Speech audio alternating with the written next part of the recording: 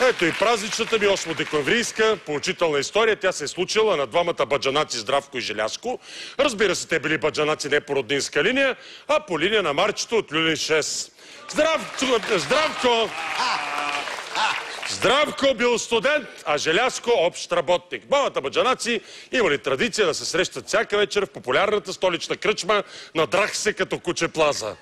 Там студентът Здравко издевателстван интелектуално над своя приятел Желязко. Един ден като си пиели, Здравко пита: Желязко, ти знаеш кой е Франсуа Рабле? Не знам. Франсуа Рабле е велик френски ренесансов писател, автор на Гаргантюа и Пантагрюел. И не го знаеш, защото си тапак, аз го знам, защото уча в Софийския университет. На следващия ден Здравко ударил две ръки и пак почал да дрази своя другар, приятел и баджанак. Желязко, ти знаеш кой е Никола Тесла? Бълде го знам кой е. Никола Тесла е най-знаменитият учен, изобретател на модерната епоха. Той е откривателят на електромагнитните вълни и стотици патенти, които са в основата на съвременното електроинженерство. И не го знаеш, защото си тапак, аз го знам, защото уча в Софийския университет. Само след още един ден Здравко се заял пак Желязко. А знаеш кой е Римски-Корсаков? Де го знам, Римски. Той двама ли за той? Не.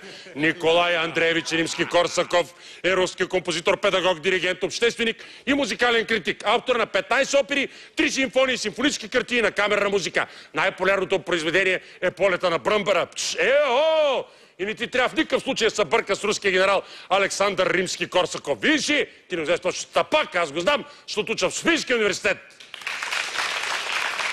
И така всеки ден. Няколко такива случаи. Един ден най-неочаквано Желязко задал въпрос: Здравко, а ти знаеш кой е Иван Димитров майстора? Ти си тапак, бе. Казва, не се нарича това Иван Димитров. Владимир Димитров майстора е велик български художник. Не, ти си тапак. Иван Димитров майстора е водопроводчик и оправя женати, докато ти учиш в Софийския университет.